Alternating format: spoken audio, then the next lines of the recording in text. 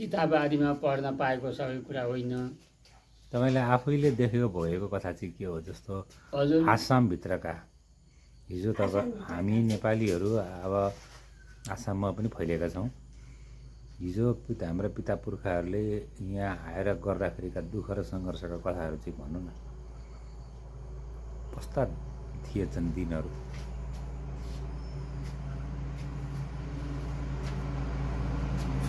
अब पिता पुर्खाहरू त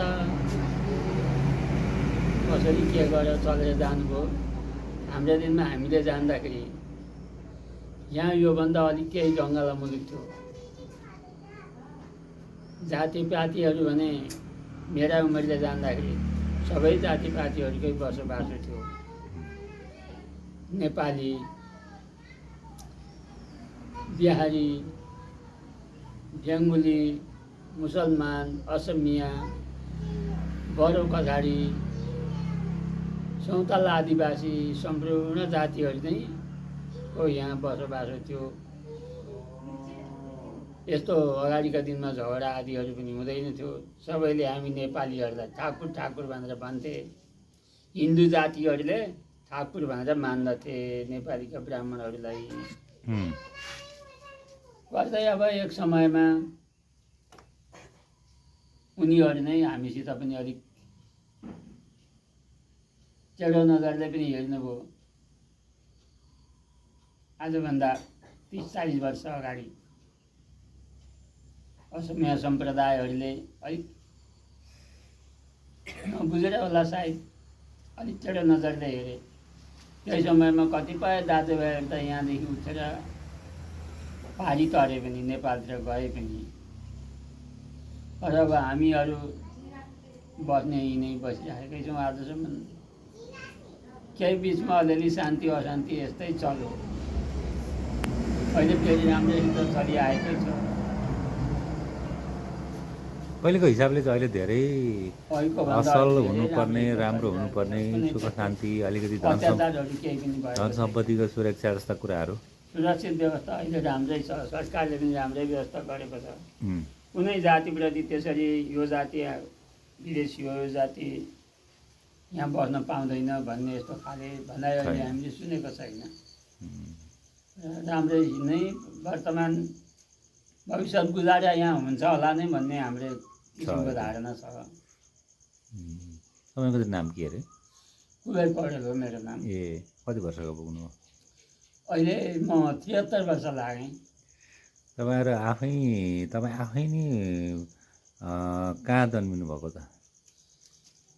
मेरो जन्म त नेपालको ताप्लेजुङ जिल्लाको सिमले ढाँड गाउँमा हो।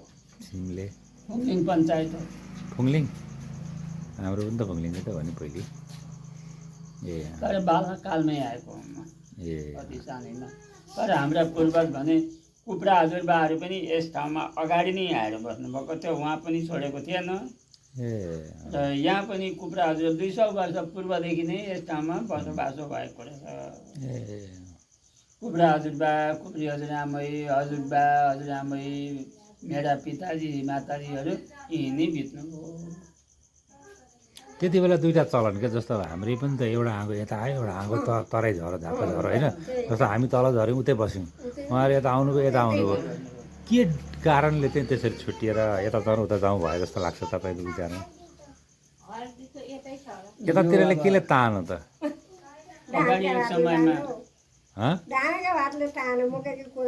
उता भन्दा यता राम्रो थियो क्या? होला सायद कसैलाई खाना लाउन नपुग्दाखेरि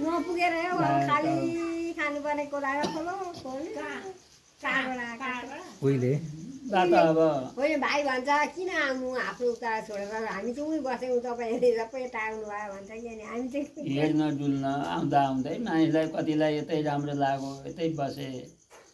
यहाँ सम्म ठाउँमा अब हिँड्न डुल्न गाडीमा हिँड्न पाइयो, साइकल आदि चलाउन पाइयो। पहाडी ठाउँमा त्यो सुविधा थिएन। कतिपय केहीको विचारले आएर बसे होला नि। एक दिन दुई दिन आएपछि अर्को जनालाई तान्दै ल्याए, उसको साइनाले तानिएर आयो होला नि। अब यी सबै वितन कारणहरू त जान्न सकिँदैन। सबै खानु नपाएर आँखा भन्ने खान नपाएर त भन्न मिलेन, भन्न सकिँदैन। त्यसै जान्दाखेरि चाहिँ यो ठाउँ भन्दाखेरि पवित्र ठाउँ चाहिँ हाम्रो नेपालै हो। हो। जहाँ पहाडीहरू छ, छङ छङ छङ छङ छङ गरेर खोलाहरू बजेको आवाज उठ्छ, जहाँ हेर्दाखेरि हामी हिमाल देख्न पाउँछौँ। उहाँको बारे कनिका बोकेर हिँड्नुभयो नि, हाम्रो बारे अमृत बिहा बोकेर हिँडेका अरे अब सबै अमृतुल्य औषधिहरूले भरिपूर्ण भएको ठाउँ चाहिँ नेपालै अधिराज्य हो मेरा ज्ञान विवेकले जान्दाखेरि। तर हामी अहिले अब उहाँ गएर बस्न असमर्थ भयौँ। होइन थोरै त्यो पुँजीले हामी जानै सक्दैनौँ। त्यो त अब जहाँ जे छ त्यही गर्ने हो, त्यसमा त कुनै हुने भएन। सुख शान्ति हुन्छ बस्ने हो जहाँ पनि। ठिक छ। जहाँ बस्छ तिनी हामीले सबैसित मिलिजुली बस्नुपर्ने स्थिति आएको छ र सधैँभरि हामीले मिल्नु कर्तव्य पनि हो। सबै मानिसलाई आफूले एक समान देखेर शान्तिका साथ गुजारा गर्नुपर्छ। हुन्छ।